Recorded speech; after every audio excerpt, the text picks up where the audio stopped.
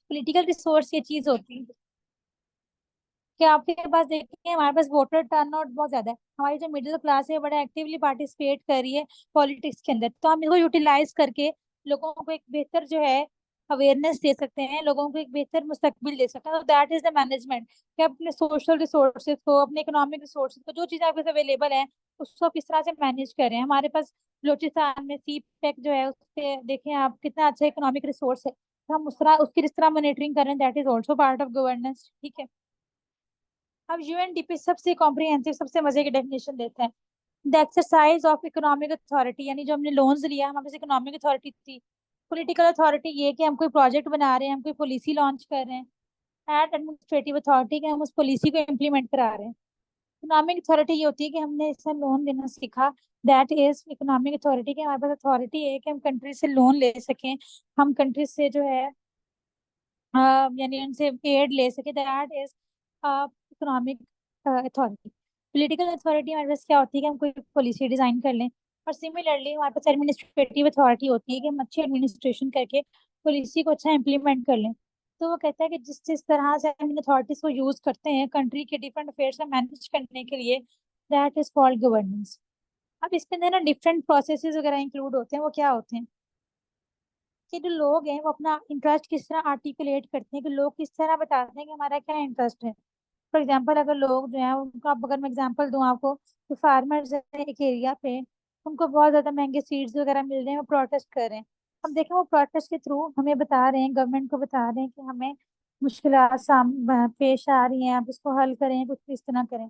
तो जिस तरह लोग आर्टिकुलेट करना मतलब बताना, किस तरह से बताते हैं कि उनका क्या इंटरेस्ट है, किस एरिया में वो पॉलिसी बनवाना चाह रहे हैं। Exercise the legal right, protest करना, पीसफुल प्रोटेस्ट करना एक लीगल राइट है। तो लोग जिस तरह से पीसफुली प्रोटेस्ट करते हैं, लोग अपने लीगल राइट्स को समझते हैं, ये तरीका होता है बात करने का। थर्ड इज दैट कि मीट द लीगल ऑब्लिगेशन, कि देखिए फर्ज करें वो प्रोटेस्ट तो कर रहे हैं, तो अगर उनकी राइट है प्रोटेस्ट करने का, तो उनकी ड्यूटी क्या है, वो पीसफुल प्रोटेस्ट करें। सिंपली, अगर किसी बंदे का राइट है, कोई है, उसके साथ उसकी ड्यूटी भी होगी। तो लोगों को चाहिए कि वो अपने मामलात को मैनेज करना है, उसमें पहले गवर्नमेंट को बताएं कि हमारा क्या इंटरेस्ट है, अपने राइट्स भी मांगे, अपनी ड्यूटीज भी पूरी करें। और फिर जो उनका गवर्नमेंट के साथ डिफरेंस है उसको मीडिएट करें, उसको सॉल्व करें, यानी अपने डिफरेंसेस को एड्रेस करें लोग गवर्नमेंट के साथ, वो क्या चाहते हैं, गवर्नमेंट क्या चाहती है। और फिर दरम्यान से एक अच्छा और एक जो है ना सूटेबल से सोल्यूशन निकालें, जिसके ऊपर फिर बाद में पॉलिसी बना दें। ठीक है। मैम। अभी तक गुड गवर्नेंस और गवर्नेंस में किसी को कोई इशू तो नहीं है? मैम इसमें एक चीज ये है कि इसमें तो लीगल अथॉरिटी भी तो आ सकती है ना, मतलब अगर इस डेफिनेशन के अलावा वो भी तो इम्पोज हो सकती है। बिल्कुल, लीगल अथॉरिटी भी गवर्नेंस में आएंगी, कि हमारे पास लीगल अथॉरिटी जो है वो ना, हम लीगल को ना असल में सोशल के अंदर यहाँ पे इंक्लूड करते हैं, सोशल के अंदर ना। बिकॉज इस तरह के लीगल सोशो लीगल जो होते हैं हमारे पास, वो इकट्ठी चीज यूज हो रही होती है ना गवर्नेंस में। तो बट लीगल वाला कॉन्सेप्ट बिल्कुल ऐसे ही होता है कि हम अपनी लीगल अथॉरिटी भी किस तरह यूज करते हैं कंट्री के मामला को मैनेज करने के लिए। एडमिन अथॉरिटीज क्या होती है? एडमिनिस्ट्रेशन अथॉरिटी होती है जो ब्यूरोक्रेसी के पास होती है। फॉर एग्जाम्पल, ब्यूरोक्रेसी है, उसको उसको अथॉरिटी ये कि अगर फर्ज करें, मैं आपको बताती हूँ, किसी एरिया में फ्लड्स आ गए, और फ्लड्स के जो एरिया फ्लड्स आए ना, वहाँ जो ब्यूरोक्रेसी है उसके पास पावर है कि वो रेस्क्यू टीम्स बुलवा ले। ठीक है। वो लोगों को एड्स दे दे। ठीक है। वो एक अच्छी मेडिकल कैंप्स लगाए। इस तरह लोग जो होते हैं ना, जो एडमिनिस्ट्रेटिव अथॉरिटी होती है, ब्यूरोक्रेसी, अगर उसको अच्छे तरीके से यूज करती है कि लोगों के मामला को सॉल्व करने के लिए, तो that is also the part of governance. ठीक है। That is administrative authority.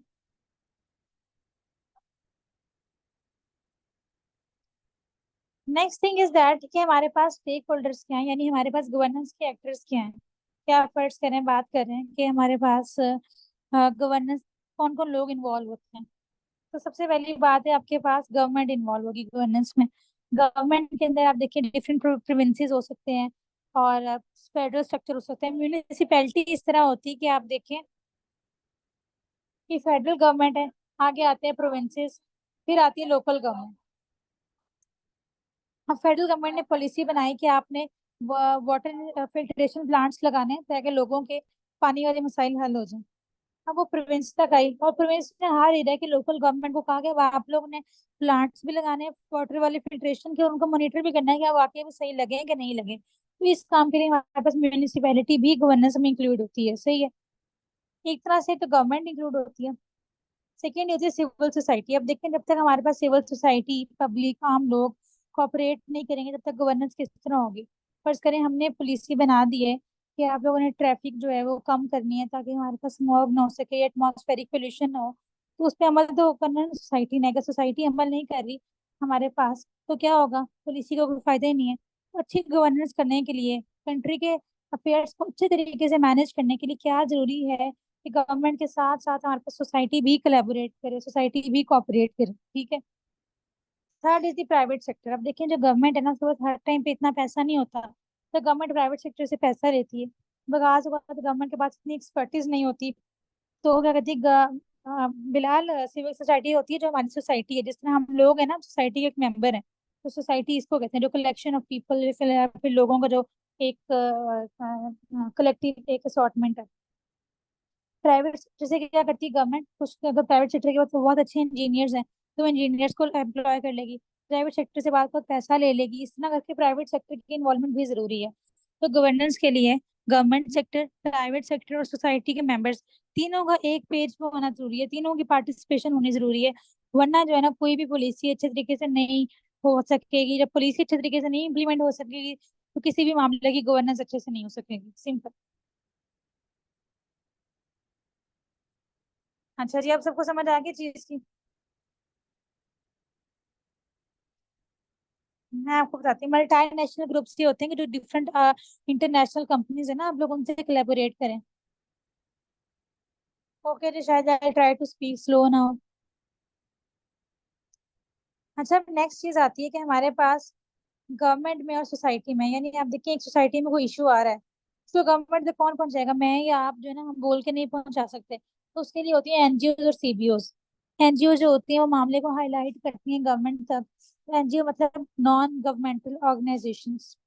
सीबीओज होती है कम्युनिटी बेस्ड ऑर्गेनाइजेशन। तो ये ऑर्गेनाइजेशन जो होती हैं मामला को गवर्नमेंट तक हाईलाइट करती हैं कि ये इस जगह के लोगों को ये इश्यूज आ रहे हैं। ठीक है जी।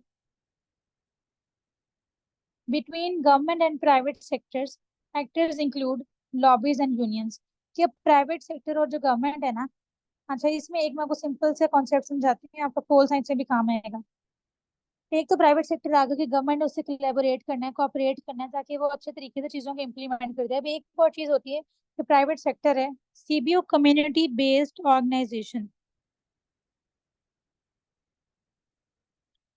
नॉन प्रॉफिटेबल नहीं कहते इनको, नॉन गवर्नमेंटल कहते हैं। कम्युनिटी बेस्ड ऑर्गेनाइजेशन मैंने टाइप भी कर दिया।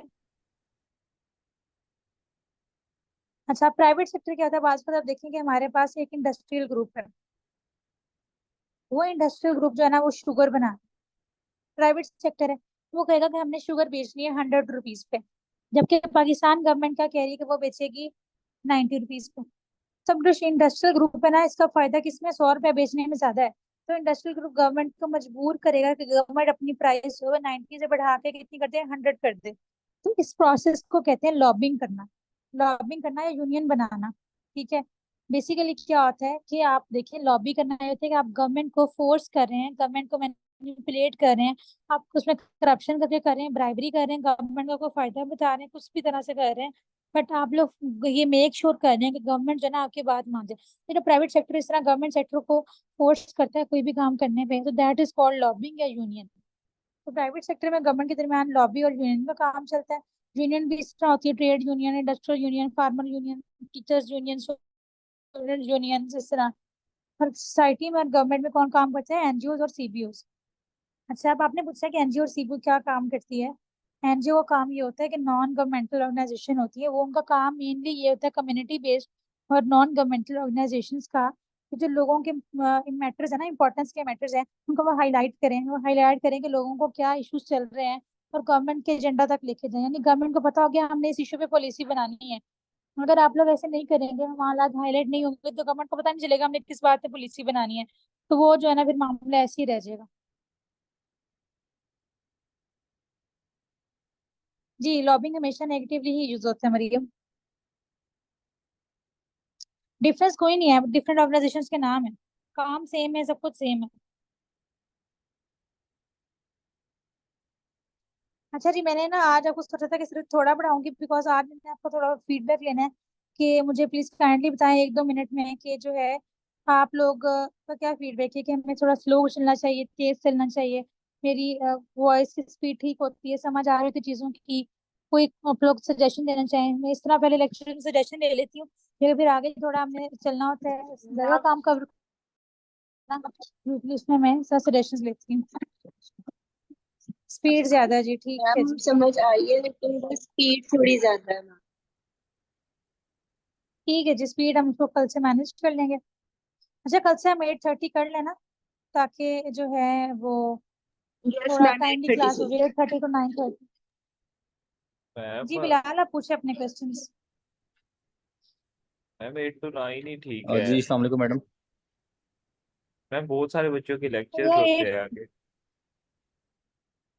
अच्छा 8 to 9, फिर हम ना 8-10 तक कर लेते हैं, क्योंकि मुझे ना पहुंचने में कभी 5 मिनट ऊपर लग जाते हैं, तो वो नॉर्मली तो मैं पहुंच जाती हूँ 8 बजे, बट कभी 5-6 मिनट ऊपर लग जाते हैं, तो आप लोग जी इससे मैम ना कि ठीक है, 8-5 या, उसकी तो खैर है मैम, वो उतना तो होता ही रहता है। हाँ हम 8-5-10 पे करके तो 8-9-10 तक कर लिया करेंगे पूरा। अच्छा, यूनियंस मरियम ने पूछा कि पॉजिटिव रोल भी प्ले करती हैं, very good question. Unions positive role भी प्ले करती हैं, बट जो लॉबिंग का वर्ड है ना पर्टिकुलरली, वो नेगेटिव में यूज होता है, कि लॉबी करने का मतलब है नेगेटिव। यूनियन बहुत अच्छा काम भी करती हैं, ट्रेड यूनियन समटाइम ट्रेड को प्रमोट भी करती हैं, फॉर लेबर यूनियंस कहती हैं कि लेबर को उनके राइट्स दिए जाएं, तो पॉजिटिव काम भी प्ले करती हैं बिल्कुल। जी अस्सलाम वालेकुम मैडम। जी जी, वालेकुम सलाम। जी मैडम, मैंने ये पूछना था कि आपने जीपीपी जो रखा था इसके अंदर, इसके अंदर मतलब जी, आपने मतलब क्या सोच के रखा, और आपको गाइड किसने किया, और आपकी जो तैयारी थी वो कौन सी किताबों से हुई, और कोई इसकी टेक्स्ट बुक है जीपीपी की आपके पास? अच्छा बिलाल, इसमें ये कि सबसे पहले तो मैंने जो गाइडेंस वगैरह ली थी, ये थी कि मल्टीपल सोर्सेज से ली थी, और हमने टोटल, मेरे सीनियर्स ने काफी नया सब्जेक्ट रखा था, तो उनसे सबसे मिला के हमने ये नोट्स बनाए थे, और नोट से अभी स्लाइड बनी है। इसके अलावा अगर आप चाहते हैं कि नहीं आपने कुछ ना कुछ एक्स्ट्रा पढ़ना है, तो आप लोग नोआ की एक बुक है जीपीपी की, वो आप लोग ले सकते हैं, मैं टाइप कर रही हूँ। ठीक है, इसके अलावा अगर वो नहीं भी आपने पढ़नी, तो जितना डेटा मैं आपको प्रोवाइड कर रही हूँ, it is more than sufficient. आप सिर्फ यही पढ़ लें, आपको उस कुछ पढ़ने की जरूरत नहीं है, ठीक है ना।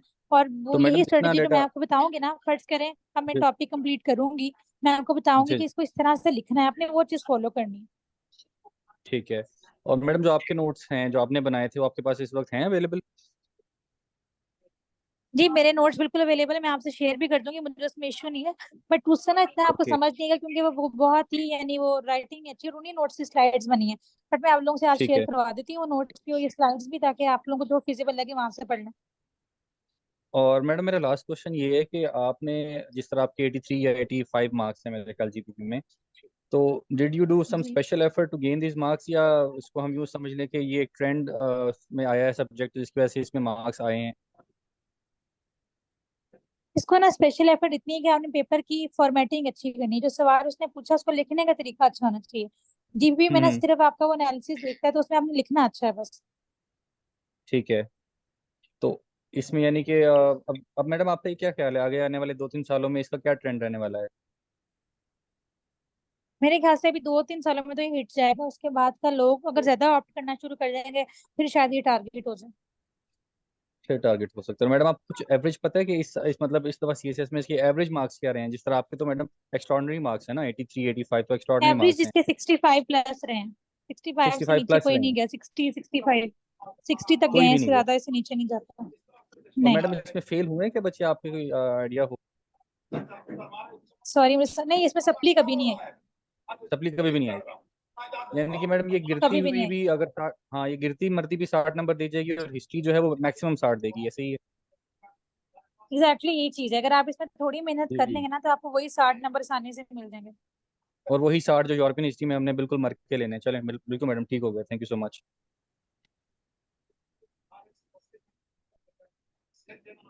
जी सर अमूल, मैंने नंबर शेयर कर दिया। अच्छा जी, कल फिर हम ना गुड गवर्नेंस को डिटेल से पढ़ेंगे, कल मैं आपको एक्स्ट्रा चीजें भी लिखवाऊंगी, तो मैं आप स्लाइड्स आपको शेयर करवा दी हूँ, ताकि कल आपके स्लाइड्स और आप उस पर एक्स्ट्रा चीजें नोट कर लें, ठीक है जी। कुछ कुछ डाटा रिसेंट होता है, मैं आपको ऐड करवाती रहूंगी, और वो फिर आप लोग ऐड कर लीजिएगा, ठीक है जी। चलिए अपना ख्याल रखिएगा, फिर हम कल मिलते हैं, और कल हम थोड़ा मैम ज्यादा ये पढ़ेंगे। साइट पे ही ऐड कर लें डेटा, मतलब साइट्स आप भेज हाँ देंगे, आप इसका इसी के प्रिंट ऊपर कर निकलवा लें के इसके इनका। ऊपर ही ऐड कर लें देना। मैम हाँ इनके ऊपर ही कर दें, कोई इशू नहीं। मैम मेरी बात सुने। जी जी सुनाए सुनाए। मैम आपकी ना वॉइस का अक्सर प्रॉब्लम होता है,